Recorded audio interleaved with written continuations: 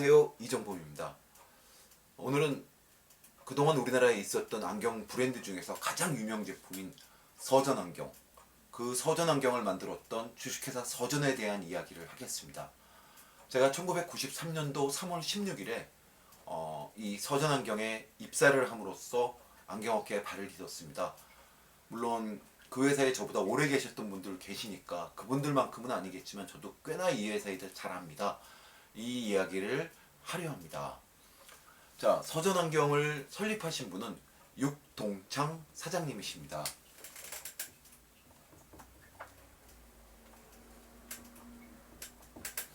이 사장님께서는 1934년 7월 4일생이십니다. 그러니까 일제 치하에서 태어나셨던 분이시고 일본어를 아주 잘하십니다. 거의 네이티브 스피커 수준으로, 그렇게 일본 사람 정도 수준으로 이야기를 하시는 분이셨어요. 그리고 장군 출신이십니다. 육군 기갑부대 원스타를 달고 예편하셨어요. 제가 이 당시에, 그러니까 이 서전이라는 회사를 다닐 때 식사를 한번 같이 하고 사장님과 같이 커피를 마시는 상황에서 사장님께서 자기 군대 얘기를 해주셨던 적이 있는데요. 이분은 그 장교가 소위, 중위, 대위, 소령, 중령 이렇게 장교들이 4년에 한 번씩 이렇게 진급 기회가 온답니다. 4년에 진급을 할 수 있고, 그리고 10년 동안 그 진급을 못하면은 옷을 벗고 예편을 해야 된대요.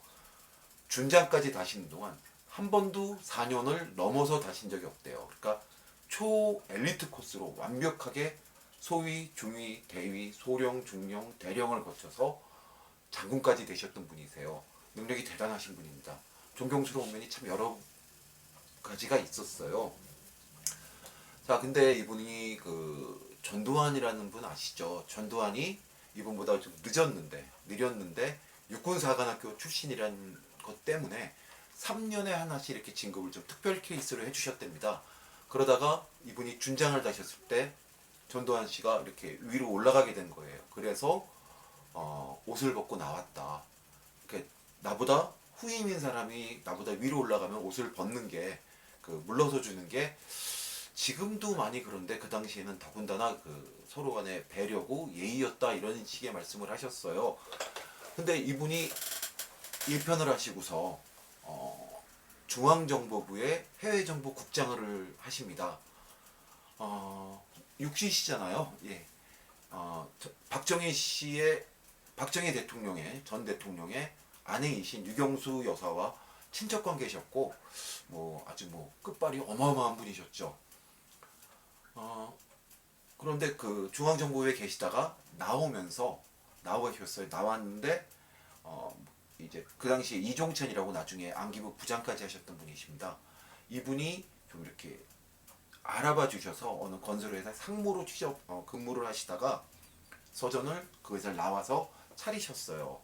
자, 그때 이야기를 해보겠습니다. 육동창 사장님의 사모님께서는 최정애 사모님이셨습니다.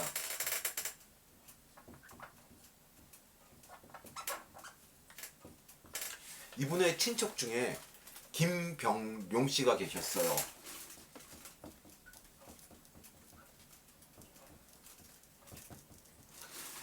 일제시대 때 일본으로 가서 모르겠습니다. 그러니까 공부를 집이 여유 있는 상황에서 자진해서 일본에 가서 사시게 된 건지, 아니면은 최근에 문제가 돼 있던 것처럼 강제로 이렇게 노동자로 이렇게 끌려가신지는 모르겠습니다. 근데 이분께서 일본에서 성공을 하셨습니다. 일본 이름이 이시야마였습니다. 그러니까 한자로 쓰자면은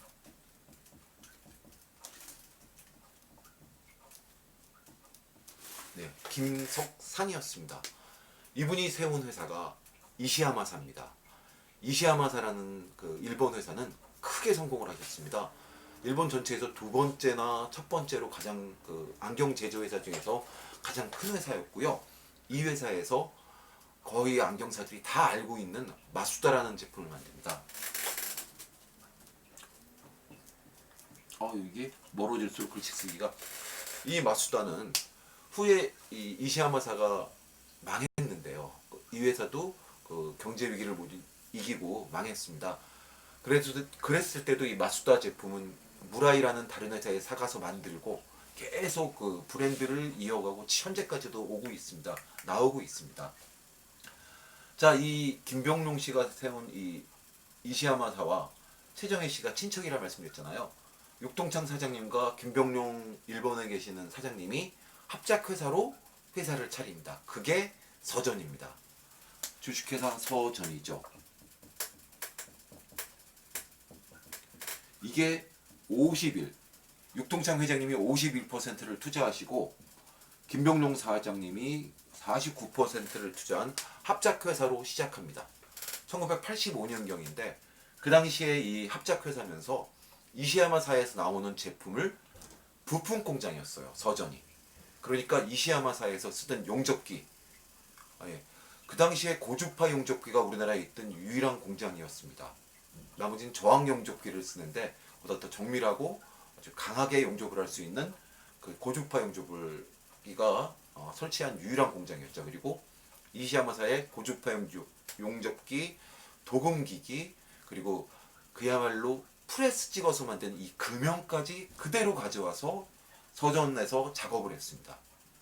서전의 초창기 직원들은 한 달 이상, 6개월 정도 갔다 왔다는 얘기를 제가 알고 있는데 정확하지 않아서 제가 그냥 한 달 이상이라고 얘기를 했습니다. 근데 일본에 가서 생활을 했습니다.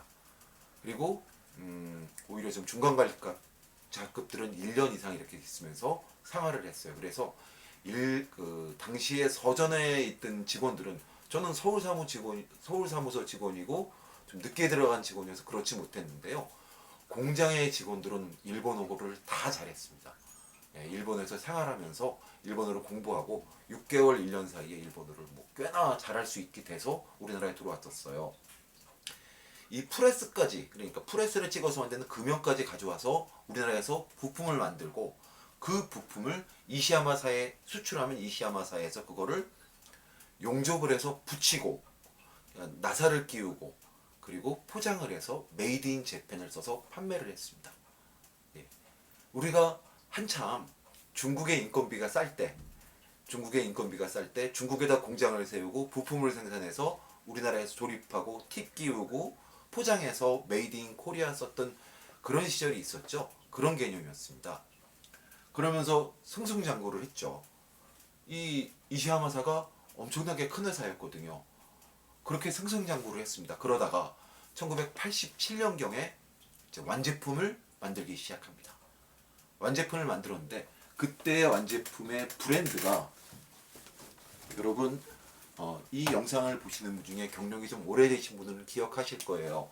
남성용 안경인 써, 그리고 청년들이 쓴다 했던 남녀 공용으로 성룡들이 많이 썼던 스텝, 그리고 여성분 안경들로 여자 성인용으로 스타, 그리고 러스터라는 제품으로 고급 안경이 있었습니다.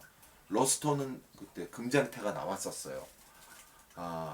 아주 오래전인데 그 당시에 20만원, 30만원 팔리는 태들이 있었습니다. 러스터예요. 그리고 브리앙뜨라고 그래서 이거는 프랑스인지 모르겠는데요. 브리앙뜨라고 그래서 여성용 혹은 남성용 아주 최고급 안경들이 나왔습니다. 도매가 자체가 20만원 정도 하고 더 하는 태들도 있었고요. 보석태라는 식으로 불리기도 했었습니다. 그런 안경을 우리가 90년대 초반에 80년대 후반에 서전이라는 곳에서 만들었던 거예요. 지금도 우리나라 안경테가 그 정도 이렇게 만들지 못하는 경우, 그때의 화폐 가치를 치면 엄청난 가격입니다. 그런 테를 만들었습니다. 근데 이 브랜드들이 어떠냐 하면은 이시야마사의 브랜드입니다. 금형까지 그대로 만들어서 부품 공장을 했었잖아요. 그 설비 그대로 그 제품, 그 부품들을 가지고 용접을 하고 도금을 하고 해서 완제품을 만들어내기 시작한 겁니다. 이게 어떤 영향을 끼쳤냐면은 저는 그러니까 93년도에 서전에 입사한 군대를 갔다 와서 입사한 거고 80년대 후반, 90년대 초반에 이렇게 취업하는 제 친구들이 있습니다. 군대를 안 간 친구들도 있고 그런 친구들이 그 당시에 초봉으로 30몇만 원, 40몇만 원, 이 정도 받았습니다. 많이 받아야 50. 레스토랑 같은 데서 서빙하고 뭐 호프집에서 아르바이트로 서빙하고 이런 일 하면은 한 달에 한 10만 원, 15만 원 정도 받았을 때예요.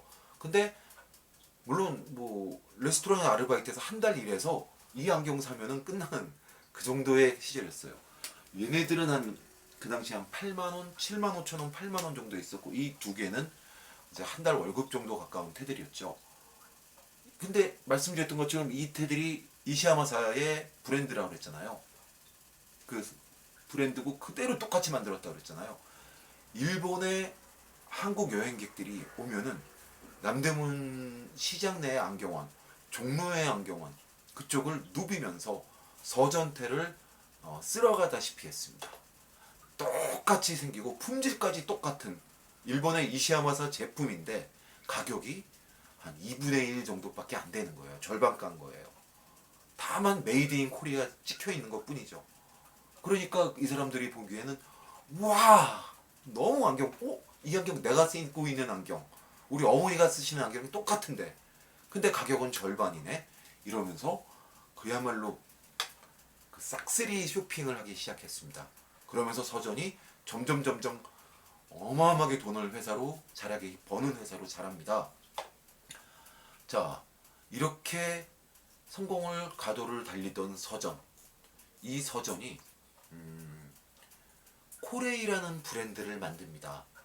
코레이라는 브랜드인데 코리아의 그 유럽에서 부르는 그런 이름이라고 합니다. 코레이라고 우리가 꼬레이 했는데 이 브랜드를 만들어서 LA로 수출을 합니다. 그리고 그 당시에 수출이 처음에 뭐 잘 돼서 아주 크게 신문에 실리고 뭐 해서 뭐 1993년경입니다. 제가 입사하고서 이 코레이 수출 때문에 처음에 영업기획팀으로 입사를 했다가 해외 영업부로 제가 옮겼어요. 이게 그러니까 바쁘니까 그래서 옮겼었습니다. 이 코레이라는 회사를 만들었고 이 퇴를 가지고서 국내 영업을 시도합니다.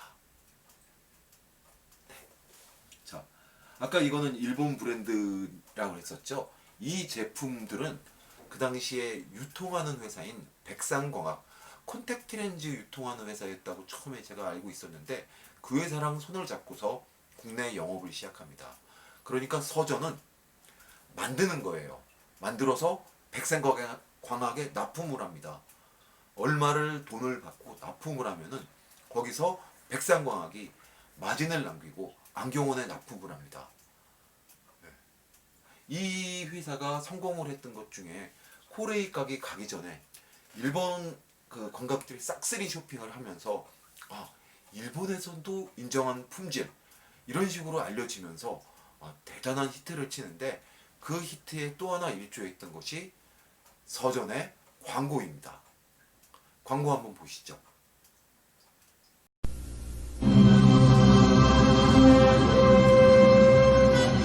진실로 좋은 품질을 아시는 분과 만나고 싶습니다. 서전 안경테. 서전은 이 이상 이 제품에 손댈 곳이 없다고 했을 때만 제품을 당신께 선보입니다. 신뢰받는 품질 서전. 세계 유명 상표와 당당히 비교해 주십시오. 서전 안경테. 전국 유명 안경점에서 구입하세요. 광고 보셨습니까? 이거는 서전의 초창기 광고입니다. 지금은 우리가 안경점이라고 하지 않죠. 안경원이라고 하죠. 근데 그 당시에는 선전에서 텔레비전에서 당당하게 안경점이라고 얘기하던 그런 시기였습니다. 첫 번째 광고였고요. 이 다음 광고에는 뒤에다 뭘 하나 붙입니다. 뭘 붙이냐면은 서전 안경테는 전통과 실력? 뭐 이런 식으로 얘기를 하면서 전통과 품질, 실력을 확인할 수 있는 보장하는 서전 특약점에서 구입하십시오란 이야기의 광고가 붙습니다. 서전 특약점이라는 거 하면은 요만하게 딱 요 칠판 정도보다 조금 더 작은 정도의 크기의 그 쇠였는데요. 스텐이었겠죠. 스텐에 서전이라는 상호 가운데 이렇게 크게 동그라미가 있고 여기 이거 죄송합니다.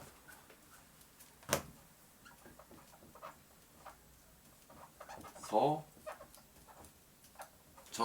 이렇게 써져 있고 여기에 스타입, 스타, 뭐 러스타 이런 식으로 브랜드들이 쭉 적혀 있었어요. 이런 그 요만한 크기의 거를 위에 이렇게 사슬적으로 조그만 체인이 걸려서 위에다 걸 수 있는, 문 앞에 걸 수 있는 걸 만들어줬어요. 이거를 만들어주면서 서전 특약점에서 구입하십시오를 했습니다. 그랬는데 그게 어떤 반응을 일으켰냐면은 서전 특약점은 정말로 품질을 보장하고 아주 잘 만드는 곳이다. 서전태가 있는 곳이다 라는 게 알려지면서 그 당시에 서전 특약점을 달려면은 백상광학에서 최소 500만 원어치 물건을 구입해야지 서전 특약점을 줬어요. 그런데 이 서전 특약점을 1980년대 후반 90년대 초반에 그 서전 특약점을 달려고 안경원 사장님들이 500만 원을 가지고서 전부 다 싸가지고 와서 백상광 앞에 줄을 서는 겁니다.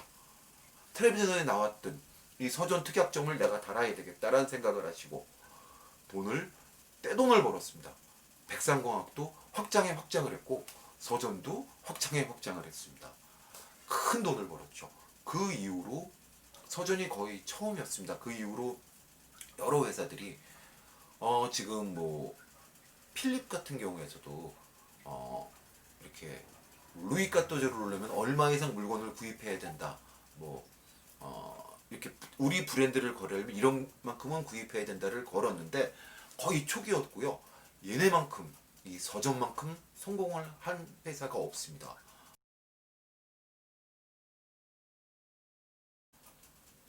기가 막히게 성공을 했죠. 그리고 이 회사는 사실은 또 하나가 성공 요인으로 얘기를 해야 될 게 노조가 없었습니다. 노조가 없었어요. 공장을 전라북도 정읍에 있는 정읍시 영파동에 있었습니다. 정읍시 영파구 시기동이었나? 아니다. 시기동 아니에요. 영파동에 있었습니다. 영파동에 그 중소기업 시범단지라고 해서 그 공장들이 이렇게 쭉 있었어요. 거기에 미원 공장이 제일 규모가 컸습니다. 미원 공장 바로 맞은편에 길 건너자마자 서전 공장이 있었어요. 이 얘기를 왜 하냐면은 이 서전의 서자가 이게 상서로울 서자라고 그래서 길하다, 뭐 좋은 일이 많이 생긴다, 막 그냥 뭐 이런 뜻의 길자입니다. 서자입니다. 길하다 할 때 서자. 예. 이 서전이라는 상호를 그래서 붙인 게 아닐 텐데 이거를 전라도를 상서롭게 한다, 길하게 한다 이런 식의 이름이라고 하면서 그 당시에 좀 호남이 좀 여러 가지 발전이라든지 여러 면에서 좀 이렇게 좀 처지고 정치권에서 영남 쪽만 좀 지금도 사실 광주나 전주보다 부산이나 광주는 상당히 큰 도시입니다. 인정합니다만 전주를 가보고 대구를 가보면 전주는 대구에 좀 많이 좀 대구에 치면 시골 같은 그런 느낌이 있을 정도로인데 그 이후 정권들이 여러 쪽으로 전라도 쪽에 호남 쪽에 투자를 해도 아직도 영남이 발전이 더 됐을 정도로 호남 사람들이 좀 이렇게 좀 불합리함을 느끼고 있었는데 그거를 달랜 거죠. 그러면서 노사를 못 만들게 여러 가지 공작을 육동창 사장님께서 중앙정보부 출신이시잖아요. 여러 가지 공작을 하셨습니다. 그 공작에 앞장섰던 그 공장의 책임 중간 사원급들 서울에 와서 나중에 서울사무소에서 과장 달고 부장 달고 하셨습니다. 근무하시던 분들은 지금 제 이야기를 들으면 누구 이야기구나 하실 거예요. 자, 여기까지 서전 이야기하고 서전이 잘 나갈 때 이야기를 한 겁니다. 그 다음에 서전이 어려워지기 시작한 이야기를 며칠 내로 올리겠습니다. 네, 감사합니다. 또 뵙겠습니다.